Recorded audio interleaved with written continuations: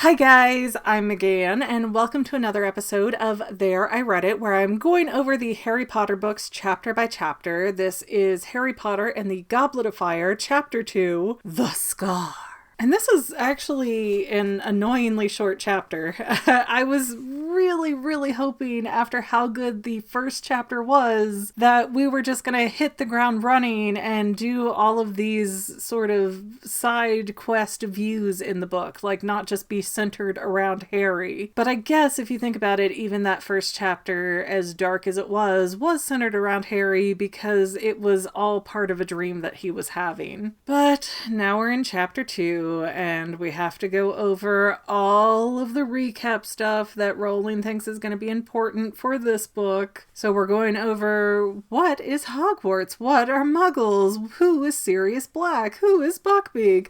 Like, man, I just finished the third book. I really don't need this kind of a recap. But in the last chapter, Harry has just woken up after having this weird dream of Voldemort killing a guy. And Harry's scar is burning hot and it's really bothering him. And that starts to freak him out, especially in relation to the dream. So Harry, who is 14 now, so that means we're past July where his birthday is, he has no memory at first of what that dream was. He just knows that it really shook him up. But little bits start fading back into his mind, and then he's like, oh wait, there was Wormtail and there was Voldemort, but I couldn't see what Voldemort looked like. Why is that? And I'm guessing that's because Harry is seeing the world or seeing that dream through Voldemort's eyes. Because if they're connected through that scar, then that only makes sense. You know, Voldemort is in Harry's head and vice versa. And the last time that Harry's scar was really hurting him,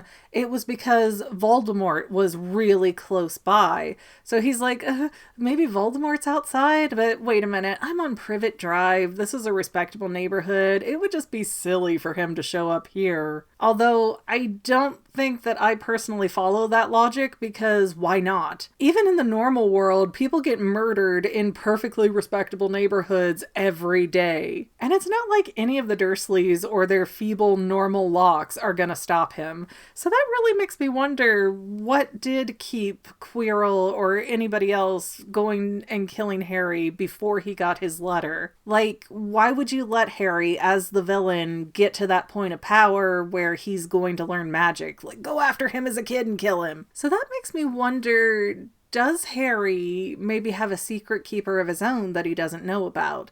You know, in the last book, they talked about how Sirius Black was supposedly the James and Lily Potter secret keeper, and that meant that only he would know where they were, and as long as he didn't tell anybody, then Voldemort could look into their window and not see where the Potters were. It's part of some kind of hiding spell. So I wonder if Harry is in a similar boat, and if so, who would his secret keeper be? I'd say it'd have to be Dumbledore, because he is the only one that Voldemort is afraid of enough to where he wouldn't mess with him or be able to get that information out of Dumbledore, if that makes sense. So because Voldemort is afraid of Dumbledore, Dumbledore being Harry Potter's locational secret keeper would be the best case scenario, because Voldemort is not going to be able to get that information out of somebody he's afraid of and he can't control. So curious if that's going to pop up later. And then Harry kind of gives up on figuring out exactly what was happening in that dream.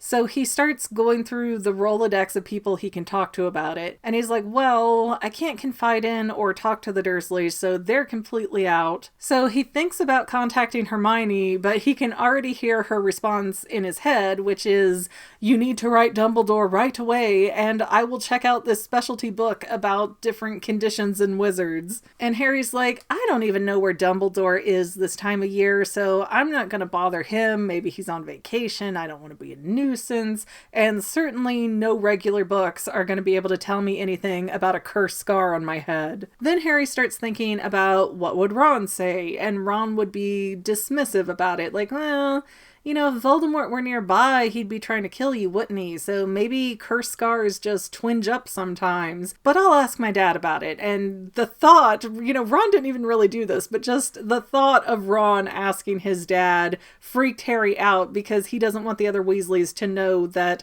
he's having a worrisome issue. He's still hoping that Ron's gonna call him up and invite him over, which he apparently hasn't done yet. So he doesn't want to go over there and have all the Weasleys be like, what's up with that scar, Harry? We need to worry about this? He doesn't want to let them in because he doesn't want to deal with the sort of parental repercussions, which is exactly what it would be. I mean, it's not like Molly or Arthur would turn their nose up at him or be afraid of him or kick him out, but they would treat him like one of their kids and want to solve the issue, I imagine. Which is weird because then the next thing Harry starts thinking about is how he really wishes he had a parent so that he could have somebody to talk to that would care about him and, have his best interests in mind. But a lot of the reason that Harry is alone is because he self-isolates. And I know he doesn't get along with the Dursleys, they don't get along with him, but if Harry really wanted a connection or a relationship with them, I feel like he could take steps to try and make that happen, but he never really does. If anything, Harry's kind of pushing and prodding at the Dursleys going, I dare you, mess with me, I dare you, mess with me, I'll get you killed, I'll get you killed. And it's just kind of a bratty teenager temperament. And that's not to say that the Dursleys are the biggest sweethearts on the planet, but if nobody is willing to put out that olive branch or take that step towards making peace, then it's not going to happen.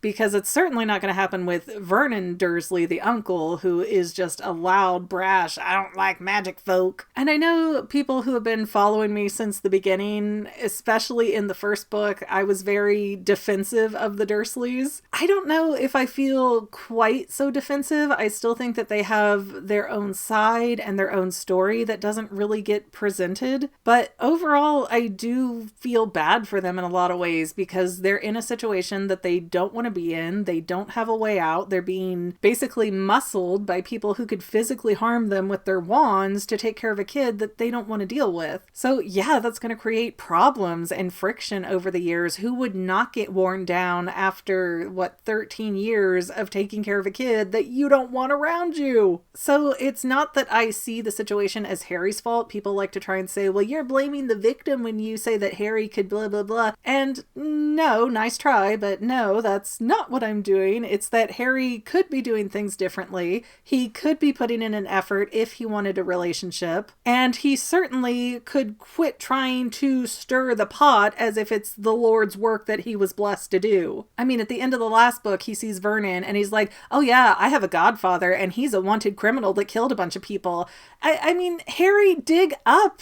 Quit being so stupid. This is not mending fences or getting you any kind of result that you want. So yeah, I see both sides as being really bad at this relationship. And I grant you, Harry is a minor, so a lot of people like to say that makes him absolved in this situation, or maybe he just doesn't know what to do because he lacks social experience like that. But I mean, come on, Harry's kind of bratty in the books. He's angsty in the books. He knows that the things that he chooses to do are not things that would make the Dursleys happy. So he's fanning the flames the best he can. But yes, just trying to boil this back around to, I don't see Harry at fault for how he's being treated, but I also don't see the Dursleys at fault for how they feel. And then again, maybe they could be completely docile because Harry doesn't seem to have much complaints about them in this book, at least so far. But you know what, let's leave that Dursley hot topic alone for now. As it turns out, it is now 2 weeks until school, and Harry has still not gotten his invite from Ron, which he is hoping will come any second now. Ron had talked to him at the end of the last book about going to the Quidditch World Cup because his dad gets free tickets, but multiple times now Ron has gone, hey, come for the summer. And that's so vague. I don't know what come for the summer means. I assume that means stay with me for all of summer break. But apparently it means come and visit for a week, which is still nice. It's a nice break. You're still getting out of a house you don't want to be in, but I just want more clarity. And oops,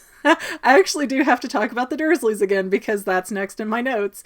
So Harry, for the first time ever, has all of his school stuff in his bedroom with him. Nothing has been locked under the cupboard under the stairs where Harry used to live. And that's because the Dursleys are terrified that Sirius Black will show up and, quote, turn them into bats if Harry asks. So over the 2-month break, Harry has gotten 2 letters from Sirius Black, and they did not come from owls. They actually came from these big, flashy tropical birds, which Hedwig was none too pleased to put up with. And so Harry decides he's going to write Sirius Black and ask him kind of casually about the scar on his head. He's like, here's what's going on with this and that and this other thing, and oh, by the way, I have a scar that's hurting. What do you think about that? Because somehow, even though Harry doesn't know where Sirius Black went, obviously it was somewhere tropical, he believes south. I guess it would kind of have to be if you're in Britain, wouldn't it? Because the only other place you can go is like the North Pole. But somehow Hedwig is able to find out where Sirius is and deliver that letter even without an address. So Hedwig is a level of magical that I do not quite understand, but one of the things mentioned in Harry's letters, he talks about his aunt and uncle and cousin, and apparently Dudley has been put on a diet, but he keeps sneaking donuts, which is upsetting his parents, so they're threatening to take away his pocket money if he doesn't stop. And so, in retaliation to that rule, Dudley chucked his PlayStation out the window. And I thought that that was a very specific, interesting detail to note, because, oh my gosh, I know I've said several times before that Uncle Vernon reminds me a lot of my father-in-law, but the more I'm hearing about Dudley and his little violent fits when he doesn't get his way, I mean, that sounds like my now deceased brother-in-law. So maybe that's why I have kind of a softer spot for the Dursleys, is because they feel very real and familiar and complicated to me. But having a PlayStation, that is a very dating item. Let's find out when the PlayStation came out. Oh, okay. Google says the PlayStation was released on December 3rd, 1994. Okay, that was in Japan. It came out September 9th, 1995 in North America, and September 29th, 1995 in Europe. So we have an interesting little discrepancy here, because I do believe that the Goblet of Fire book is set in the year 1994. So Dudley somehow has a PlayStation a year before they actually released to the public. And I'm trying to remember, what does Vernon do for a living? Oh, no, he works at Grunnings, a company that makes drills, so that would probably not give him early access to a PlayStation. But I thought maybe there might be a connection there and that would be a really interesting thing to pull out of that, but no. Wah wah, too bad. Anyways, this was a super short chapter, and I think I've drug as much as I can out of it, especially since most of it was a recap chapter anyways. But I'm hoping that this book is pretty fast-paced and fun and picks up and has a lot of, good juicy things to talk about. Other than that, thank you guys for watching. Don't forget to like, subscribe, please, please, please, comment, share, sharing is caring, and we will see you next time, family members. Bye!